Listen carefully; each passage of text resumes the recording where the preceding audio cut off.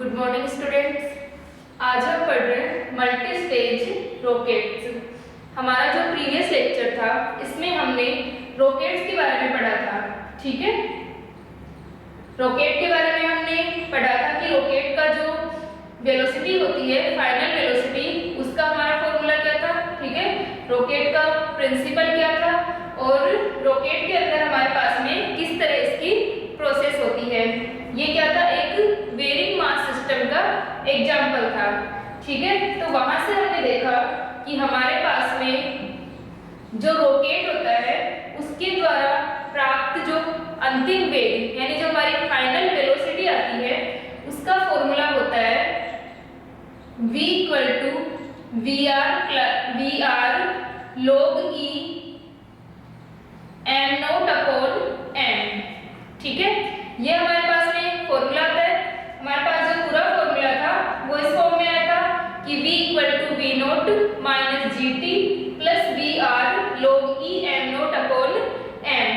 ठीक है, लेकिन यदि हमारा जो रॉकेट है उसके अंदर जो हमारा पूरा फॉर्मूला था, जो हमने लिखा था v0 - gt प्लस का log e m0/m।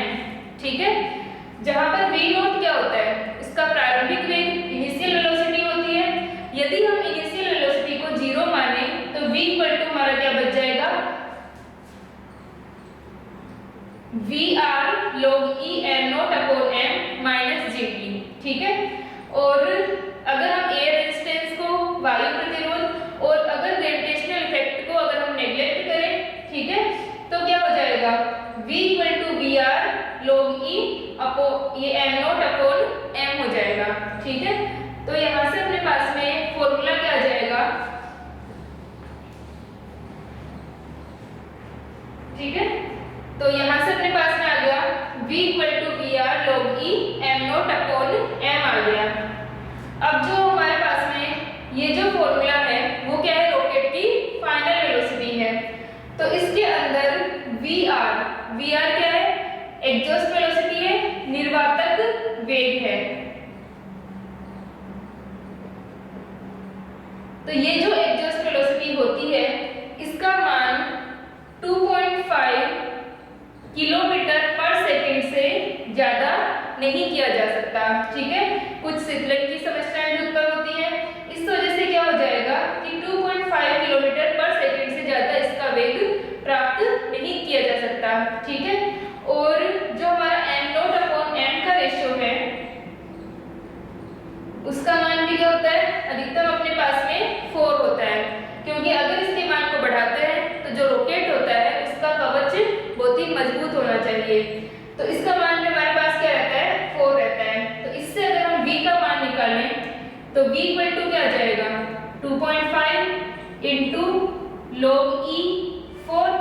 ठीक है, तो यहाँ से अपने पास में v का मान जो है जब हम इसको सॉल्व करते हैं तो ये अपने पास 3.5 किलोमीटर/सेकंड के आसपास आता है।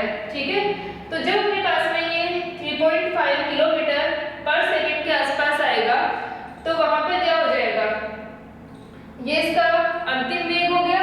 ठीक है, v का मान जो है रॉकेट की फाइनल वेलोसिटी वो 3.5 किलोमीटर/सेकंड हो गई। ठीक है, जबकि जो अर्थ की एस्केप वेलोसिटी होती है,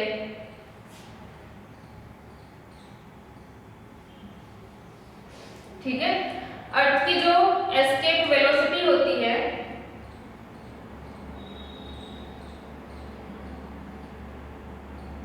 वो होती है अपने पास में 11.5 किलोमीटर/सेकंड। ठीक है, तो ये मान अपने पास में कितना है, 11.5 किलोमीटर/सेकंड।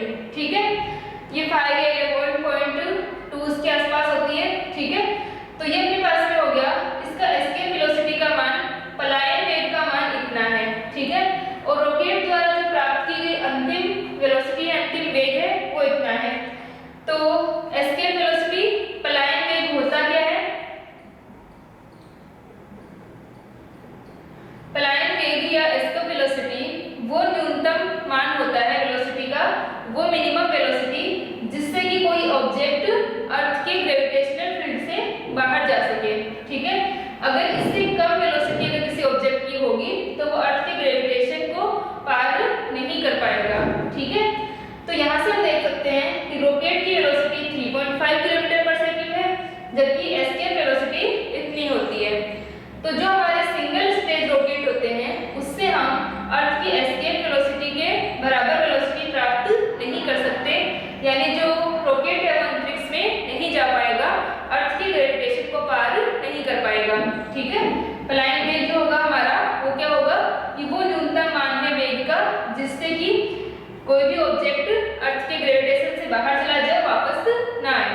ठीक है, तो यहाँ से अपने पास में एस्केप वेलोसिटी का मान ज्यादा है और रॉकेट की फाइनल वेलोसिटी कम है, तो क्या होगा कि मल्टी स्टेज रॉकेट जो होते हैं इनको यूज किया जाता है। ठीक है, मल्टी स्टेज रॉकेट के अंदर क्या होता है कि मल्टी स्टेज रॉकेट जो होते हैं इनके अंदर बहुत सारे स्टेजेस होंगे, यानी जैसे कि सिंगल स्टेज है उसके अंदर एक स्टेज है, वैसे इसके अंदर अलग अलग स्टेज होंगे। तो सबसे पहले वाला जो स्टेज होगा उसके रॉकेट का क्या होगा, पूरा फ्यूल बर्न होगा, वो ईंधन जलेगा, फिर वो हट जाएगा और दूसरा चरण शुरू होगा। ठीक है, दूसरी स्टेज स्टार्ट होगी। तो जब दूसरी स्टेज स्टार्ट होगी उस कंडीशन में इसको क्या मिलता है, रॉकेट को एक्सीलरेशन मिलता है, त्वरण मिलता है। ठीक है, तो जैसे जैसे स्टेज हटते जा रहे हैं क्या होता जाएगा, उसको एक्सीलरेशन मिलता जाएगा और जो उसकी फाइनल वेलोसिटी होती है वो एस्केप वेलोसिटी से ज्यादा आ जाती है, जिससे कि वो क्या कर सके, अर्थ से पलायन कर सके। ठीक है, तो ये हमारा जो होता है वो मल्टी स्टेज रॉकेट होते हैं। इस प्रकार हम मल्टी स्टेज रॉकेट को डिफाइन कर सकते हैं।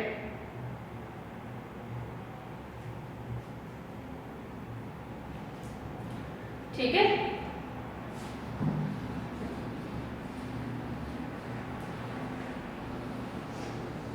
यहाँ पर जो हमने फॉर्मूला लिया है इसके अंदर हमने एयर रेजिस्टेंस और ग्रेविटेशनल जो हमारा फोर्स है उसको एब्सेंट माना है।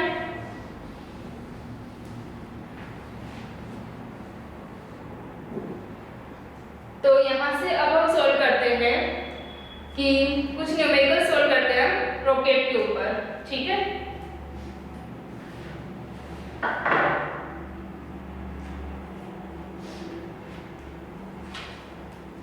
तो हमारे पास में क्वेश्चन है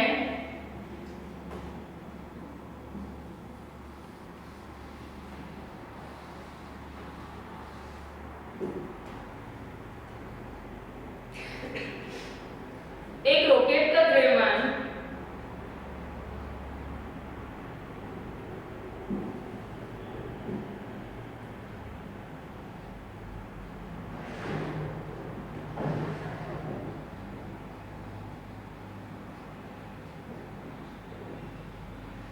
एक रॉकेट का द्रव्यमान 20 किलोग्राम है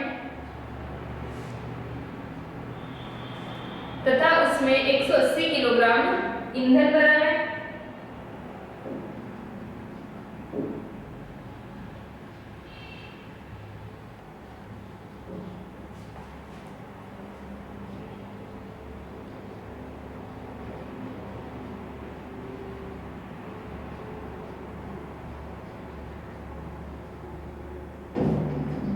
यदि गैस का निर्वातक वेग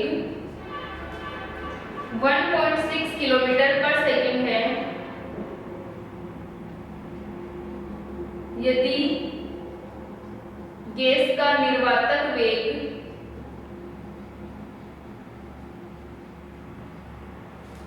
1.6 किलोमीटर पर सेकंड है,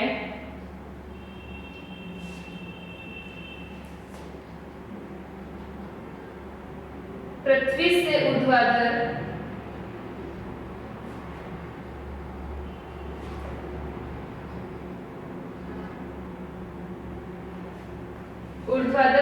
उठने के लिए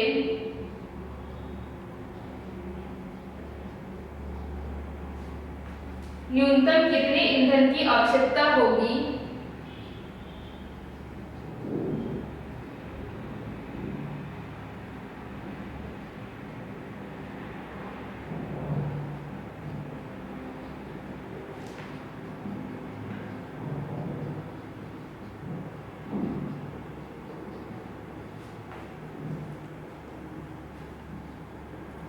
यदि ईंधन के जलने की दर, यदि ईंधन के जलने की दर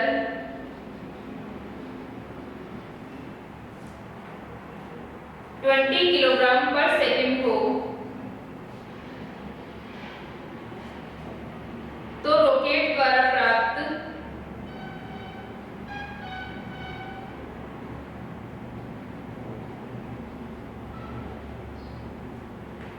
अंतिम ऊर्ध्वाधर वेग ज्ञात कीजिए। अंतिम ऊर्ध्वाधर वेग ज्ञात कीजिए।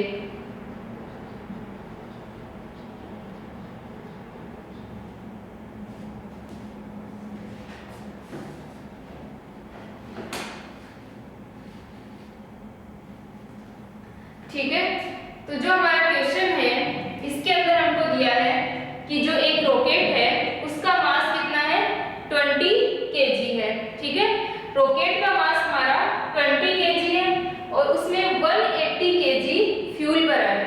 ठीक है, और जो गैस की एग्जॉस्ट वेलोसिटी है वो कितनी है, 1.6 किलोमीटर पर सेकेंड है। तो पृथ्वी से ऊर्ध्वाधर ऊपर उठने के लिए न्यूनतम कितने ईंधन की आवश्यकता होगी। तो हमसे पूछा है कि वो ऊपर उठ सके रॉकेट। ठीक है, ऊर्ध्वाधर ऊपर का मतलब है अपवर्ड डायरेक्शन में वो रॉकेट जाए, उसके लिए हमें कितने ईंधन की आवश्यकता होगी, कितने मिनिमम ईंधन की फ्यूल की क्या होगी, रिक्वायरमेंट होगी। ठीक है, तो ऊर्ध्वाधर ऊपर उठने का मतलब क्या है, हमारे पास में क्या होता है कि जो हमने इक्वेशन पढ़ी थी रॉकेट के लिए या हम बेयरिंग मास सिस्टम के लिए कि mdv/dt, ठीक है, इक्वल टू क्या था, माइनस का mg माइनस का vr dm/dt। ठीक है, ये हमने इक्वेशन पढ़ी थी अपने पास में जो हमने सॉल्व किया था रॉकेट के लिए। तो ये हमारी इक्वेशन आई थी। तो इसके अंदर क्या था कि mdv/dt तो वो फोर्स था जो रॉकेट पर नेट फोर्स लग रहा था। जो हमारे पास में रॉकेट था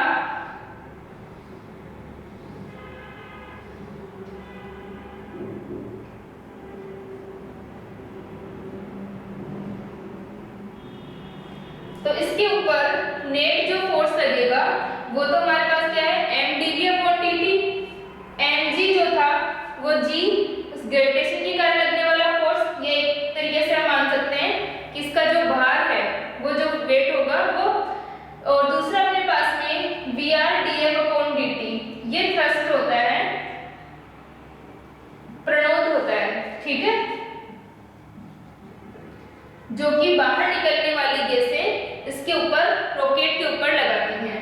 ठीक है, तो अब हम इसके अंदर देखते हैं कि हमारा रॉकेट जो है वो ऊपर उठ सके, यानी जो भी रॉकेट है वो क्या होगा, ऊपर उठ सके। इसके लिए क्या जरूरी होगा कि ये जो थ्रस्ट लगेगा, जो बाहर निकलने वाली गैसें जो है वो रॉकेट को ऊपर की ओर फोर्स लगाएं।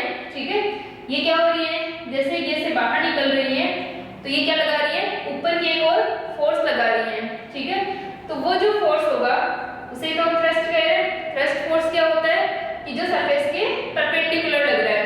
तो ये जब ऊपर की ओर फोर्स लगाएंगी तो तब हमारा रॉकेट जो है वो ऊपर उठेगा। तो रॉकेट उस कंडीशन में ऊपर उठेगा जब ये वाला फोर्स इसके वेट को क्या करे, संतुलित करे। ठीक है, यानी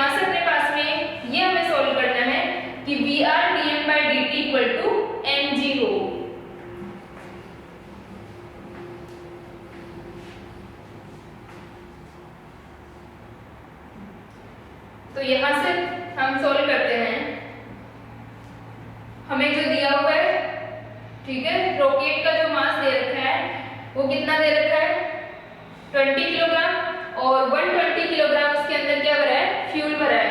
तो टोटल क्या हो जाएगा, ठीक है, m टोटल अपने पास में आ जाएगा m equal to 200 plus 20 180 plus 20,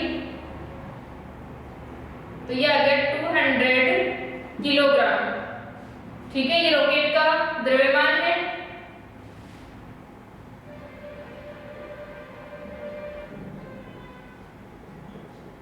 ठीक है, रॉकेट प्लस फ्यूल कितना आ गया 200 किलोग्राम। और जो गैस का निर्वातक वेग जो है यानी एग्जॉस्ट वेलोसिटी जो है उसकी Vr इक्वल टू दे रखा है 1.6 किलोमीटर पर सेकेंड। ठीक है, ये हमारे पास में 1.6 किलोमीटर पर सेकेंड है। तो हमें निकालना है कि वो ऊपर उठ सके, उसके लिए हमें कितने फ्यूल की जरूरत होगी। तो हम लिख सकते हैं कि रॉकेट जो है वो ऊपर उठ सके, इसके लिए जरूरी होगा कि Vr dm/dt इक्वल हो किसके, उसके प्रारंभिक भार m0g के। ठीक है, बाद में तो क्या होगा, जैसे जैसे इसमें से वेट का इसका मास जो है वो कम होता जा रहा है, तो जिसका प्रारंभिक इनिशियल वेट जो है उसको बैलेंस करे ये जो फोर्स होगा। ठीक है, तो ये होना चाहिए, इसको ऊपर उठने के लिए कंडीशन सेटिस्फाई होनी चाहिए। तो यहां से हम निकालें तो हमारे पास क्या आ जाएगा dm/dt equal to m0g। m0 का मान कितना है अपने पास में 200। ठीक है, 180 तो उसके अंदर फ्यूल है और 20 क्या है उसका वेट है। तो यहाँ से हम इसके अंदर मान रख दें तो ये आ जाएगा 200 और ये कितना है 1.6 किलोमीटर पर सेकेंड m0। ठीक है, g अपना क्या होता है ग्रेविटेशनल एक्सेलरेशन है, और दूसरा अपने पास में ये जो वैल्यू है 1.6 किलोमीटर दे रखी है, 1.6 इंटू 10⁻³ आ जाएगी। ठीक है, इसको हम सॉल्व करेंगे dm/dt, तो ये यहाँ से अपने पास में जाएगा 2 इंटू 9.8 डिवाइडेड बाय 1.6 इंटू 10। ठीक है, यहाँ पर 2 इंटू 10⁻² लिख सकते थे हम, तो एक पावर कैंसिल हो जाएगी और 1.6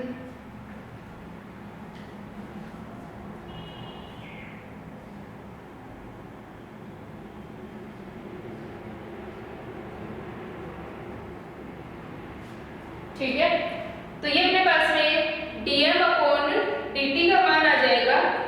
इसको जब हम सॉल्व करेंगे तो ये अपने पास में आएगा 1.225। ठीक है, इसको सॉल्व कर लेना, 19.6 डिवाइडेड बाय 1.6 कर लेंगे तो ये अप्रोक्सीमेट अपने पास में आ जाता है 1.225 किलोमीटर पर सेकेंड। ठीक है, किलोग्राम पर सेकेंड, क्योंकि अपन क्या निकाल रहे हैं dm/dt निकाल रहे हैं।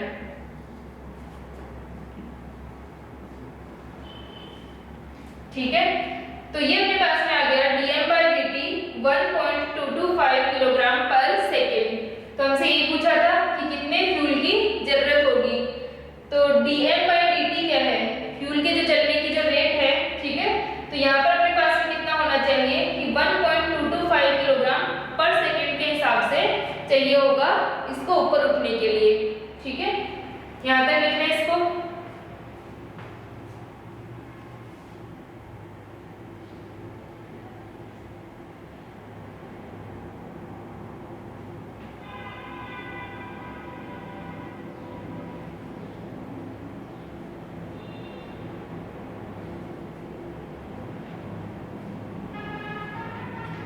ठीक है, यहाँ तक हो गया। अब हमसे नेक्स्ट क्या पूछा है कि यदि ईंधन के जलने की दर 20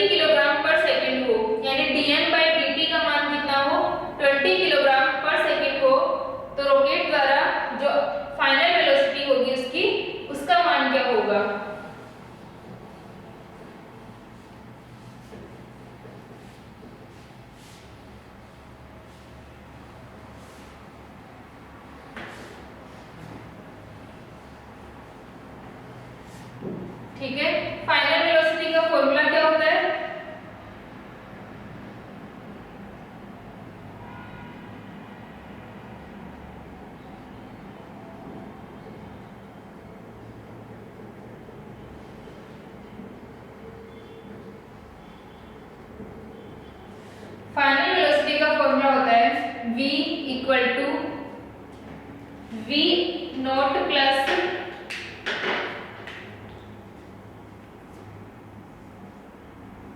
v not plus V R log e m not upon m minus g t. ठीक है, यह हमारे पास में क्या होता है, फॉर्मूला होता है जो रॉकेट के द्वारा अंतिम वेग हो। ठीक है, तो यहां से अपने पास में क्या आ गया, वैल्यू रखे हम इसके अंदर। यदि इनिशियल वेलोसिटी क्या हो, जीरो हो। ठीक है, इनिशियल वेलोसिटी अपने पास में क्या हो, जीरो हो, और टी का मान हम निकालते हैं। टी का मान हम कैसे निकालेंगे, हमें क्या दे रखा है कि जो उसके जलने की दर है, यानी जो रेट है बर्न होने की, वो क्या है 20 किलोग्राम पर सेकेंड। तो 20 किलोग्राम पर सेकेंड, और टोटल जो उसमें ईंधन है, फ्यूल है, वो कितना है 180 किलोग्राम। तो कितना आ जाएगा, T इक्वल टू 180, और कितने की उससे रेट से वो जल रहा है 20 से, तो T का मान मेरे पास आ गया 9। ठीक है, एक सेकेंड के अंदर अपने पास में वो 20 किलोग्राम उसका जल रहा है। तो 180 किलोग्राम ईंधन को जलने में कितना टाइम लगेगा, वो हमारा टाइम कितना जाएगा, 9 सेकेंड आ जाएगा। ठीक है, तो ये वैल्यू अपने पास में आ गई इसकी। अब 9 सेकेंड के अंदर क्या हो जाएगा, इसका पूरा ईंधन जलेगा। तो उसकी जो फाइनल वेलोसिटी होगी v इक्वल टू 0। ठीक है, वी आर का मान हमको गिवन है, तो वी आर का मान जो हमें दिया है वो हम लिख लेंगे। टी का मान हमने निकाल लिया, और जी जो है वो हमारा क्या है, ग्रेविटेशनल एक्सेलरेशन है। ठीक है, और बाकी सारी वैल्यूज हमें गिवन है, तो ये हम रख दें। ये हमने 0 ले लिया। वी आर का हमारा मान 1.6 है, log e m not upon m। ठीक है, ये हमारा क्या है, इनिशियल कितना है इसका 220 प्लस 180, और 20 की रेट से वो जल रहा है। तो log e m not upon m का मान हमारे पास कितना आ जाएगा, 200 डिवाइडेड बाय 20 माइनस g का मान 9.8 इंटू t का मान 9। तो v इक्वल टू आ गया, ये 1.6 इंटू 10 टू द पावर 3 ले लेते हैं, क्योंकि ये किलोमीटर में है। तो ये आ जाएगा 1.6 into 10 to the power 3 log e 10 minus का 9.8 इंटू 9। ठीक है, तो ये अपने पास में यहाँ तक लिख लो इसको। अब हम इसको सॉल्व कर लेंगे। तो ये वैल्यू अपने पास में क्या आती है,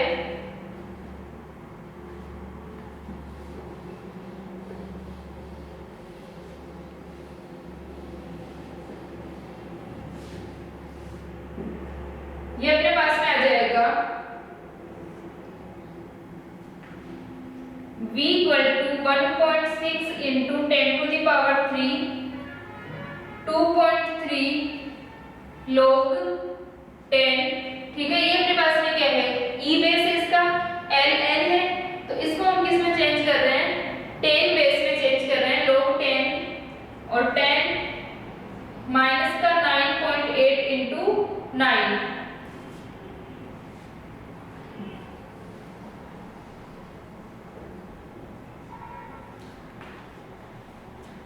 तो v equal to 1.6 into 10 to the power 3 2.3 log 10, और बेस भी हमारा 10 है, और 10 का ही मान हम निकाल रहे हैं, तो ये 1 हो जाएगा। तो यहाँ पर अपने पास में आ गया 2.3 माइनस 9.8 इंटू 9।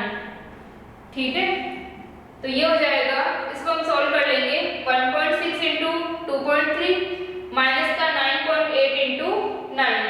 ठीक है, इसको सॉल्व करने के बाद में अपने पास में रॉकेट की क्या आ जाएगी, फाइनल वेलोसिटी आ जाएगी। ठीक है, तो यहाँ से हमें क्या करना है, बस इन दोनों को मल्टीप्लाई करके माइनस कर देना है इसको। तो ये अपने पास में फाइनल वेलोसिटी आ जाएगी,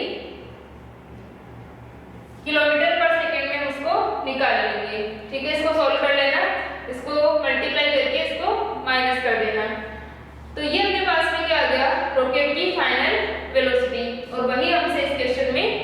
पूछा था। ठीक है, अब हम नेक्स्ट न्यूमेरिकल को सॉल्व करते हैं।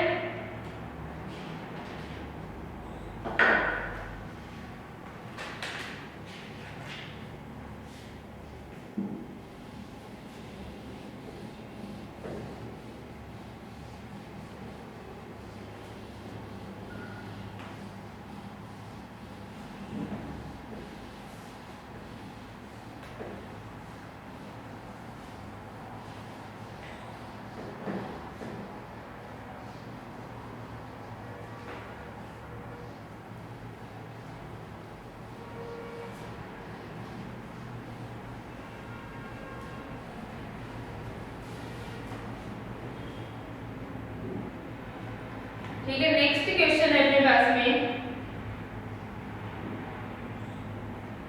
एक 8000 किलोग्राम भार का रॉकेट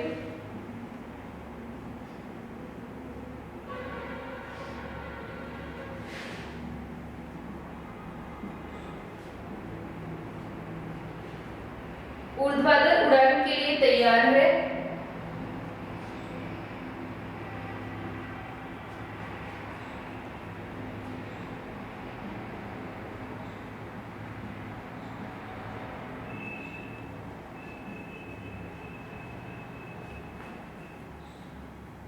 उसकी निर्वातक चाल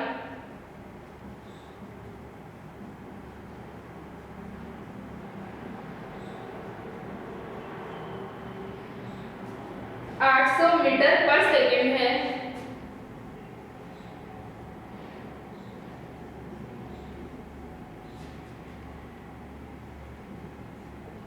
आवश्यक प्रणोद देने के लिए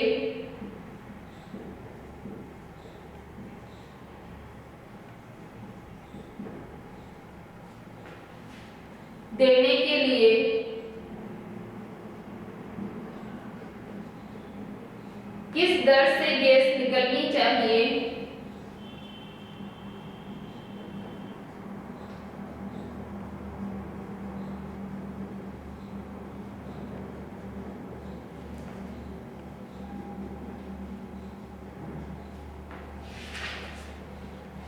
फर्स्ट है हमारा रॉकेट के भार को संभालने के लिए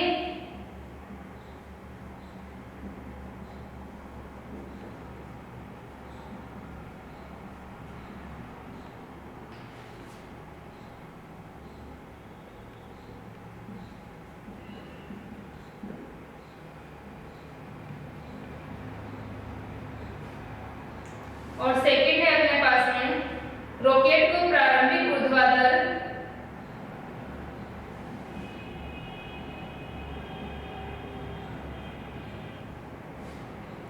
ऊर्ध्वाधर त्वरण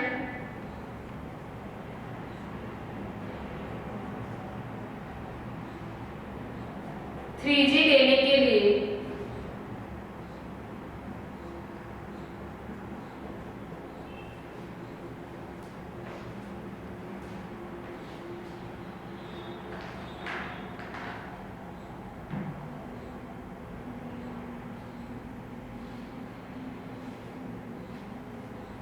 ठीक है। तो हमारे पास में हमको न्यूमेरिकल जो हम सॉल्व कर रहे हैं उसमें हमें क्वेश्चन गिवन है कि जो रॉकेट है उसका मास हमको ये वेट हमको कितना दिया हुआ है 800 किलोग्राम। ठीक है, वो 8000 किलोग्राम 8000 किलोग्राम हमको दिया हुआ है और वो क्या है उड़ान भरने के लिए तैयार है। उसकी निर्वातक चाल यानी जो एग्जॉस्ट वेलोसिटी है वो 800 मीटर पर सेकंड है। ठीक है, तो हमें क्या निकालना है कि आवश्यक प्रणोद देने के लिए किस दर से गैस निकलनी चाहिए। हम पहले वाले न्यूमेरिकल में भी हमने पढ़ा था कि जो प्रणोद होता है वो कौन सा फोर्स होता है, इसको हम थ्रस्ट भी कहते हैं। ये कौन सा फोर्स होगा जो बाहर निकलने वाली गैसें जो होंगी, जो गैसेस हैं वो उसके ऊपर रॉकेट पर लगाएंगी। ठीक है, तो जो बाहर निकलने वाली गैसेज रॉकेट के ऊपर जो फोर्स लगाती हैं वो हमारा क्या होता है प्रणोद या थ्रस्ट होता है। तो उसके लिए हमें क्या निकालना है कि किस दर से गैस निकलनी चाहिए और हमें प्रणोद निकालना है। ये प्रणोद देने के लिए किस दर से गैस निकलनी चाहिए। तो जो गैस के निकलने की जो दर है, यानी जो मास उससे अलग होगा रॉकेट से, उसकी जो रेट होगी वो क्या होगी, dm/dt होगी। ठीक है, यानी जो मास उससे अलग होगा रॉकेट से, उसकी रेट कितनी हो जाएगी, dm/dt। और dm/dt का मान हमें दो कंडीशंस में पूछा है। एक तो रॉकेट को भार को संभालने के लिए, यानी रॉकेट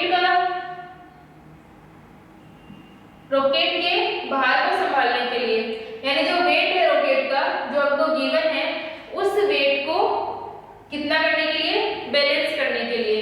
ठीक है, दो कंडीशन हो गई मेरे पास में कि एक तो सिर्फ क्या करे, उसे उतना बैलेंस करे उस कंडीशन में, और एक क्या करे कि उसको इतना एक्सेलरेशन दे 3g के बराबर। ठीक है, जो हमारा रॉकेट है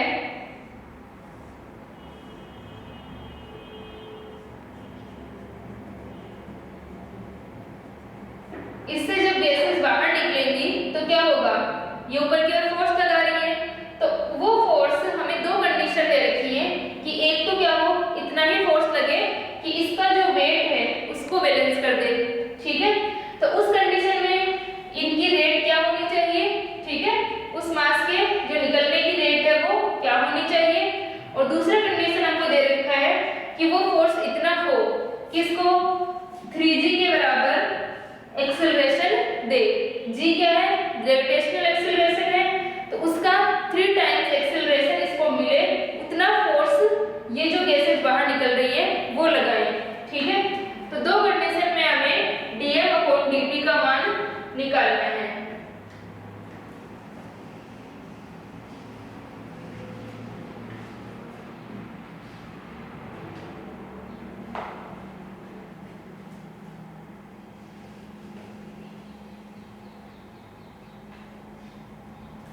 ठीक है, तो यहां से अपने पास में वैल्यू रखे हम, अपने को सारी जो वैल्यूज हैं Vr, m और ये सब हमको गिवन है, सिर्फ हमें क्या रखना है, फॉर्मूला रखना है, इसको सॉल्व करना है। ठीक है, तो यहां से अपने पास में आ जाएगा कि पहली कंडीशन के लिए जब वो क्या करे कि उसके भार को संभाले, यानी सिर्फ उसके वेट को बैलेंस करे, तो उसके वेट को बैलेंस करे, इस कंडीशन में जो नेट फोर्स होगा वो क्या होगा, 0 होगा, क्योंकि mdv/dt इक्वल टू क्या होता है, m0g, या हम बात करें mg Vr dm/dt। ठीक है, ये अपने पास में क्या होता है, जो नेट फोर्स होता है उसकी वैल्यू होती है, और जब तक ये क्या कर रहा है, इसको बैलेंस करे, उस कंडीशन में हमारे पास में mdv/dt का मान क्या रहेगा, 0 रहेगा। तो mdv/dt का मान 0 हो तो ये आ जाएगा Vr dm/dt इक्वल टू 0। ठीक है, क्योंकि mdv/dt हमने 0 रख दिया तो इसका मान 0 हो जाएगा, और इसकी सारी वैल्यूज अपने पास में है वो सारी हम रख देंगे।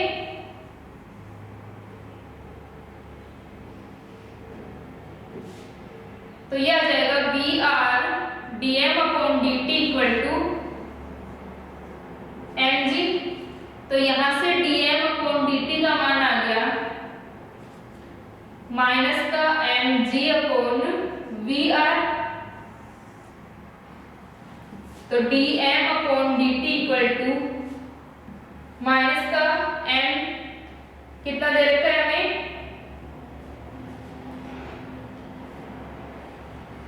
8000 गिवन है, इंटू g का मान हमको कितना है 9.8, और Vr का मान कितना है 800, तो dm/dt का मान कितना आ जाएगा,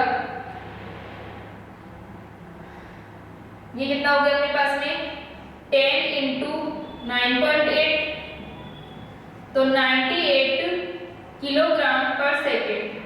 ठीक है, ये अपने पास में मान आ गया इसका, dm/dt का मान कितना हो गया 98 किलोग्राम पर सेकेंड। तो इस रेट से क्या होना चाहिए, ये गैसेज बाहर निकलनी चाहिए।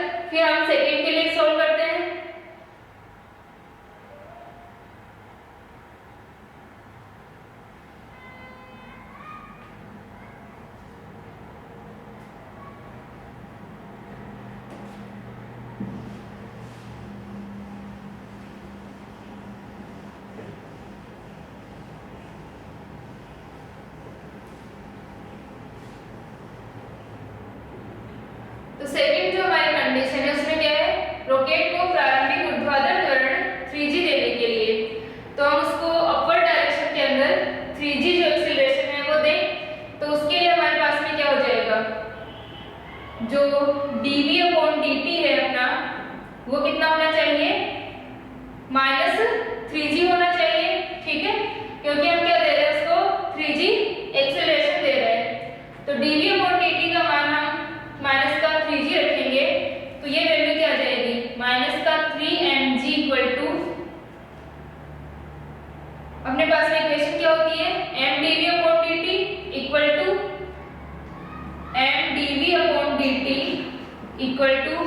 vr dm/dt माइनस का और प्लस अपन क्या लेते हैं इसके अंदर, v नोट लेते हैं। ठीक है, v नोट हमने क्या लिया है इसमें, जो इसकी इनिशियल वेलोसिटी है वो कितनी है, 0 है। ठीक है, और साथ में क्या आ जाएगा, mg जो होगा। ठीक है, तो यहाँ से अपने पास में ये सारी वैल्यूज हम इसके अंदर रख दें तो -3mg -mg और माइनस अपने जो vr dm/dt है, तो vr की वैल्यू कितनी है, 800 मीटर पर सेकेंड। vr = 800 मीटर पर सेकेंड और dv/dt -3g और m गिवन है 8000 किलोग्राम। ये सारी वैल्यूज इसके अंदर रखें तो ये कितना हो जाएगा, -vr माइनस कैंसिल हो जाएगा दोनों साइड, dm/dt = 4mg। तो dm/dt का मान आ जाएगा 4mg/vr। ये सारी वैल्यूज रख देंगे तो dm/dt 4 × m का मान 8000 है और g का मान 9.8 और vr का मान 800। ठीक है, इन सबको मल्टीप्लाई करके सॉल्व कर लेंगे तो dm/dt का मान आ जाएगा। तो dm/dt अपने पास में आ गया 4 × 1, ये 00 यहाँ पर अपने पास में कि कैंसिल हो जाएगी तो 4 × 10 9.8। तो ये कितना हो जाएगा, 4 × ये कितना है अपने पास में 98। तो इसको मल्टीप्लाई करेंगे तो ये आ जाएगा 392 किलोग्राम पर सेकेंड। ठीक है, इसका मतलब है कि जब इसके रॉकेट को वेट को बैलेंस करना था, ठीक है, सिर्फ इतना ही थ्रस्ट चाहिए था कि रॉकेट का जो वेट है वो बैलेंस हो जाए, तो उस कंडीशन में तो क्या होगा, dm/dt का मान हमने जो फर्स्ट कंडीशन के अंदर निकाला था वही होगा। और जब हम थ्रस्ट को इतना रखें कि इसका जो एक्सेलरेशन है वो कितना रहे, 3g रहे, उस कंडीशन में अपने पास में dm/dt का मान कितना आएगा, 392 किलोग्राम पर सेकेंड आएगा। ठीक है, तो ये अपने पास में वैल्यू आ गई 392 किलोग्राम पर सेकेंड। इसके अंदर एक बार साइन देख लेना कि अपना माइनस आएगा।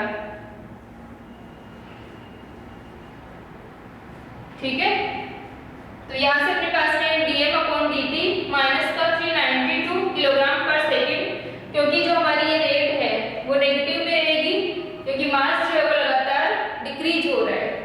ठीक है, तो इस प्रकार अपने पास में ये वैल्यू आएगी इसकी, इसको लिख लें यहाँ तक।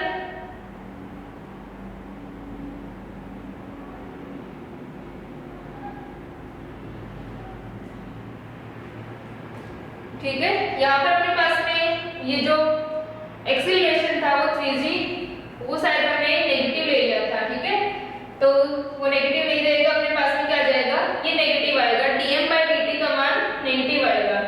इसको सही कर लेना, dm/dt माइनस में रहेगा। ठीक है,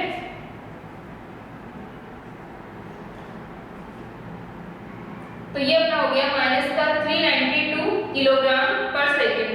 इतनी रेट होनी चाहिए उसकी जो हमारा ईंधन जल रहा है। ठीक है।